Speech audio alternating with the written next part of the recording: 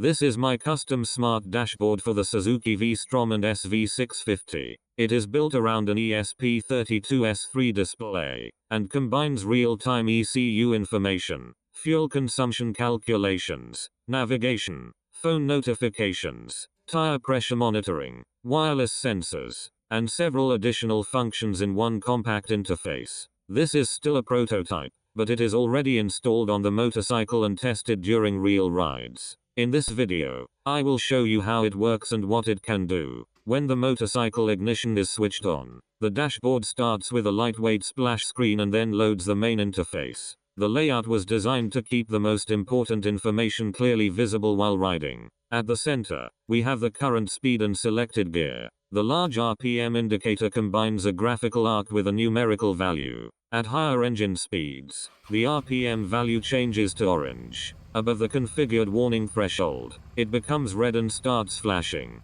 The RPM arc also changes color to provide an immediate visual warning, without requiring the rider to focus on the number. The throttle position sensor is displayed both graphically and numerically, allowing me to monitor the actual throttle opening in real time. The dashboard also shows coolant temperature, intake air temperature, battery voltage, slower changing values, such as temperature, battery voltage, and average fuel consumption, are updated less frequently to reduce unnecessary processing and screen redraws. The dashboard communicates directly with the motorcycle ECU using the KWP2000 diagnostic protocol. A dedicated background task handles the ECU communication independently from the graphical interface. From the ECU, the system receives engine RPM, throttle position, selected gear, clutch state, temperatures, battery voltage, injectors pulse times, and other operating data. The software continuously checks whether valid data is still being received.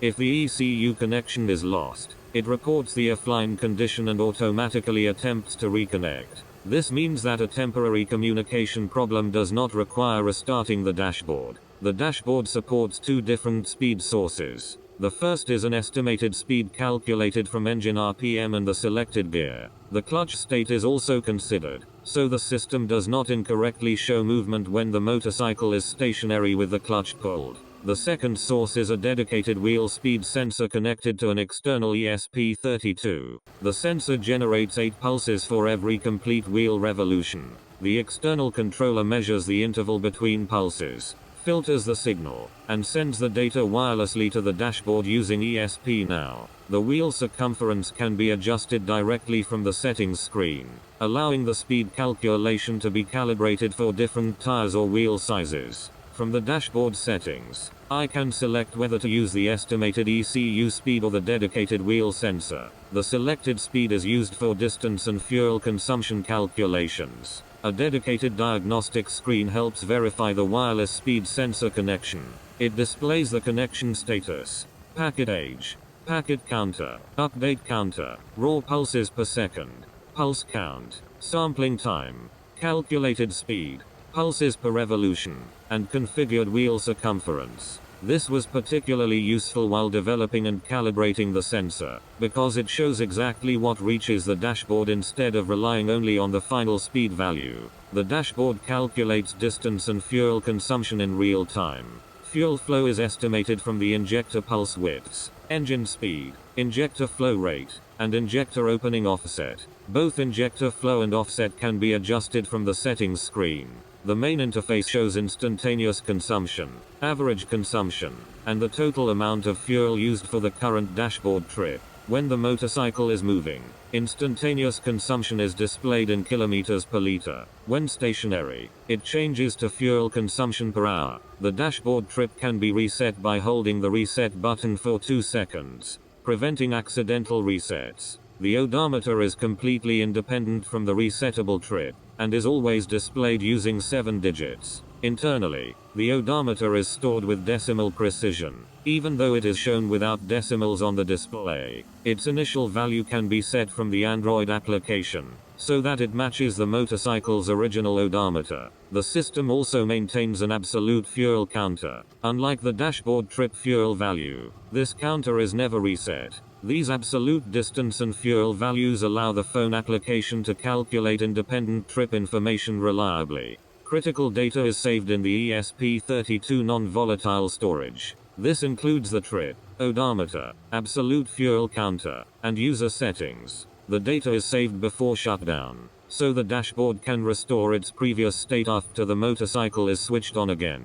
Settings such as Bluetooth status, deep sleep enable, speed source, wheel circumference, injector calibration, and display brightness are also remembered after power off. The dashboard communicates with a custom Android application through Bluetooth Low Energy. After the initial configuration, the application automatically looks for the dashboard and reconnects when it becomes available. A Bluetooth icon on the display changes opacity to show whether the phone is currently connected. When a connection is established, the phone synchronizes the dashboard clock. It can also periodically correct the time during longer rides. The application contains 3 separate sets of trip information. The dashboard section mirrors the resettable trip shown on the motorcycle display. The since last connection section measures the distance and fuel used from the moment the phone connects. The phone trip section continues accumulating distance and fuel until it is manually reset from the application. These 2 phone-based trips are calculated from the absolute odometer and absolute fuel counter. As a result, resetting the dashboard trip does not reset or corrupt the phone trip.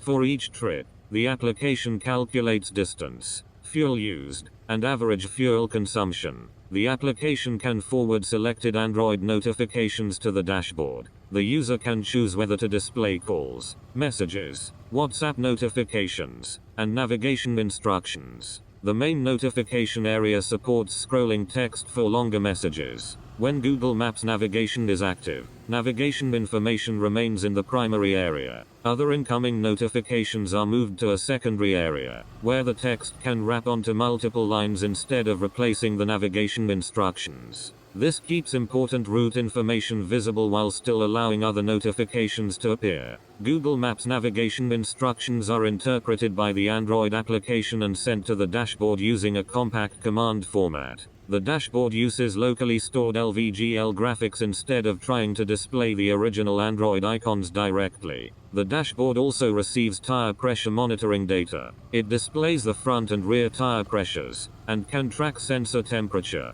battery condition, and alarm states. This provides immediate warning of low or excessive pressure, high temperature, or a weak tire pressure sensor battery. The settings screen includes a dealer mode control connected to a dedicated output pin.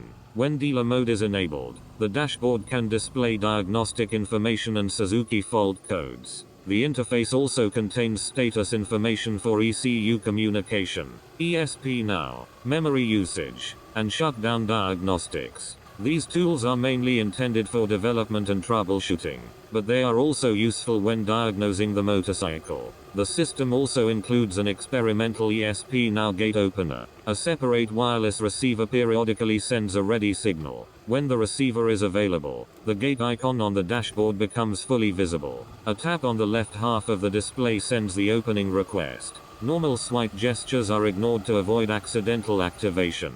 The receiver verifies the command, activates its output for 1 second, and sends an acknowledgement back to the dashboard. When the acknowledgement is received, the gate icon flashes rapidly for 3 seconds. The command uses a request identifier, so retry packets cannot activate the output multiple times. At the moment, the receiver output controls an LED for testing, but it can later drive an electrically isolated relay connected to the gate controller. When the ignition is switched off, the dashboard starts an ordered shutdown procedure.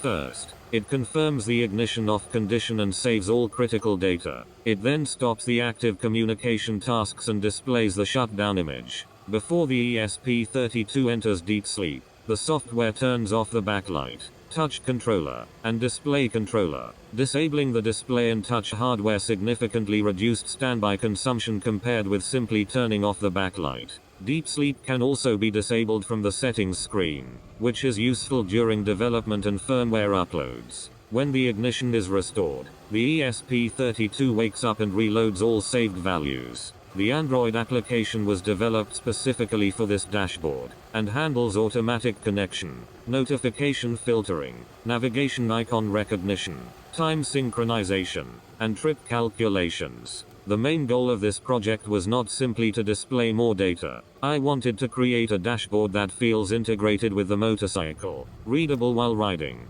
configurable, expandable, and able to combine information from the ECU, external sensors, and the rider's phone. There is still more work planned, including further road testing, improved hardware integration, a larger display, and a dedicated data processing module. But even in its current prototype form, the dashboard is already functional and usable on the motorcycle. If you are interested in the project, its hardware, or the development process, let me know in the comments.